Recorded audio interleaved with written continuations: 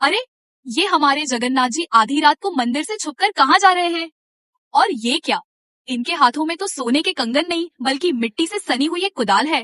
क्या ब्रह्मांड का स्वामी आज किसी खेत में मजदूरी करने निकला है? क्या पुरी के राजा ने आज सुदर्शन चक्र छोड़कर फावड़ा उठा लिया है?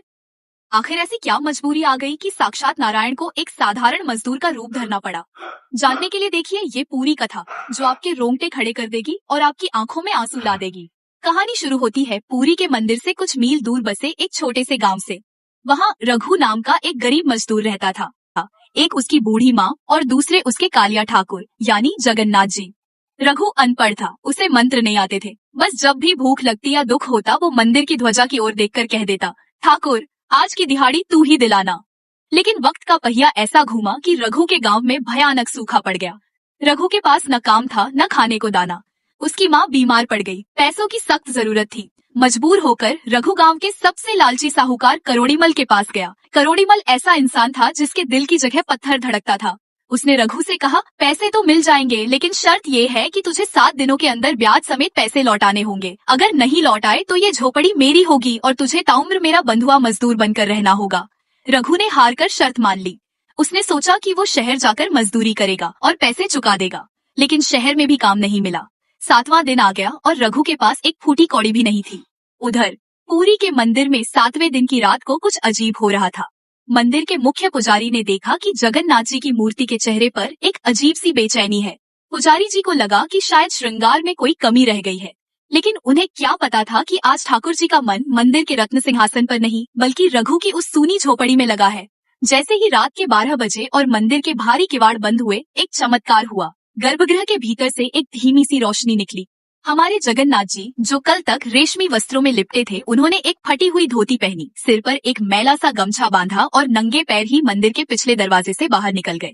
उनके साथ उनके बड़े भाई बलभद्र जी भी थे, जिन्होंने अपने कंधे पर एक बड़ा सा फावड़ा और टोकरी उठा रखी थी। दृश्य कल्पना से परे था।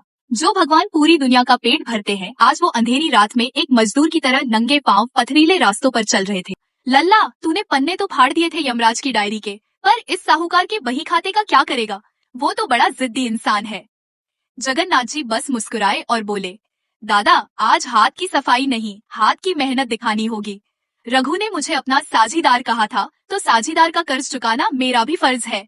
आधी रात को साहूकार करोड़ीमल अपनी हवेली की छत पर बैठा अपनी तिजोरी गिन रहा था।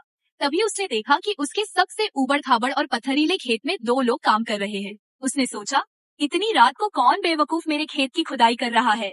वो नीचे आया और खेत की मेड़ पर खड़े होकर चिल्लाया, ओए कौन हो तुम लोग? मेरी जमीन पर क्या कर रहे हो? साहूकार जी, हम दूर देश से आए मजदूर हैं, काम की तलाश थी। सुना है आपको अपने इस खेत को समतल करवाना है। हम सुबह होने से पहले ये पूरा खेत साफ कर देंगे। बस बदले में हमें उतना ही धन चाहिए जितना रघु ने आपसे उधार लिया है। साहूकार हैरान रह गया। वो खेत इतना पथरीला था कि उसे साफ करने में कम से कम 20 मजदूरों को 1 महीना लगता। उसने मन ही मन सोचा, ये तो पागल है, सुबह तक ये काम कभी नहीं होगा और मुझे मुफ्त की मजदूरी मिल जाएगी। उसने हंसकर कहा, ठीक है, अगर सूरज निकलने से पहले ये पूरा खेत आईने जैसा चमकने लगा तो रघु का कर्ज माफ, लेकिन अगर एक भी पत्थर बच गया तो तुम दोनों को भी कोड़े मारूंगा।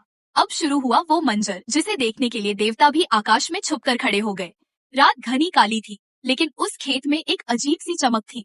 साहूकार दूर बैठा हुक्का पी रहा था और देख रहा था कि वो 2 मजदूर किस बिजली की रफ्तार से काम कर रहे हैं। बलराम जी ने जैसे ही फावड़ा जमीन पर मारा, मिट्टी के बड़े बड़े ढेले रुई की तरह बिखर गए। जगन्नाथ जी, जिनके कोमल हाथों में भक्त हमेशा मक्खन लगाते हैं, आज वो बड़े बड़े पत्थरों को ऐसे उठा रहे थे जैसे वो रुई के गोले हों। उनके माथे से पसीना टपक रहा था और वो पसीना जहाँ गिरता वहाँ की जमीन उपजाऊ बन जाती। कल्पना कीजिए, वो परब्रह्म जिसके एक इशारे पर ब्रह्मांड बनता और बिगड़ता है, आज एक लालची साहूकार के खेत में मिट्टी ढो रहा है। क्यों? सिर्फ इसलिए क्योंकि उसके एक भक्त ने उसे अपनी मुसीबत में याद किया था। रात बीतती गई, साहूकार की आंख लग गई, लेकिन जैसे ही भोर की पहली किरण फूटी और सूरज की रोशनी उस खेत पर पड़ी, साहूकार की चीख निकल गई। सामने का नजारा देख साहूकार के हाथ से हुक्का गिर गया। वो पथरीला खेत, जहाँ घास का एक तिनका नहीं उगता था, आज वो बिल्कुल समतल था और वहाँ की मिट्टी से ऐसी खुशबू आ रही थी जैसे वो साक्षात चंदन हो। खेत के बीचों बीच रघु के कर्ज की वो सारी राशि और ब्याज के सिक्के एक पोटली में रखे थे। साहूकार दौड़कर खेत में पहुंचा। कहाँ गए वो मजदूर? कहाँ है वो?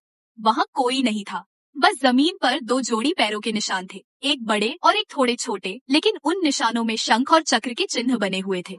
साहूकार समझ गया कि ये कोई साधारण मजदूर नहीं थे। उसके रोंगटे खड़े हो गए। उसे याद आया कि कैसे उसने उन मजदूरों को कोड़े मारने की धमकी दी थी। वो पागलों की तरह रघु की झोपड़ी की तरफ भागा। वहाँ रघु अपनी माँ के पास बैठा रो रहा था क्योंकि आज उसकी झोपड़ी छिनने वाली थी। साहूकार उसके पैरों में गिर पड़ा।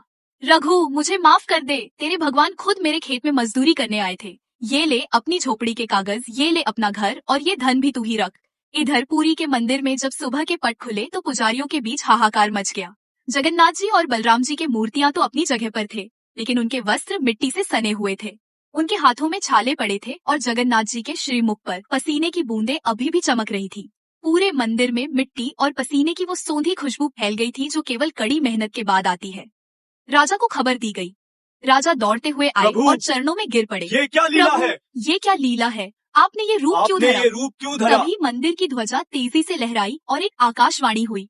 राजा, मेरा भक्त भूखा सोए और मैं रत्न सिंहासन पर 56 भोग पाऊं, ये कैसे संभव है? उसने मुझे साझीदार बनाया था और साझीदार कभी अपने साथी को अकेला नहीं छोड़ता। तो दर्शकों, ये थी हमारे जगन्नाथ जी की वो अनसुनी लीला जो हमें सिखाती है कि भगवान और भक्त के बीच कोई दीवार नहीं होती। वो राजाओं के राजा होकर भी एक मजदूर बन सकते हैं। बस आपकी पुकार में वो तड़प होनी चाहिए। वो पत्थर की मूर्त नहीं है, वो साक्षात जीवित देवता है जो आज भी पुरी की गलियों में अपने भक्तों के लिए घूमते हैं। अगर आपको ठाकुर जी की ये पसीने और मेहनत वाली कथा पसंद आई हो तो इसे अपने तक न रखें।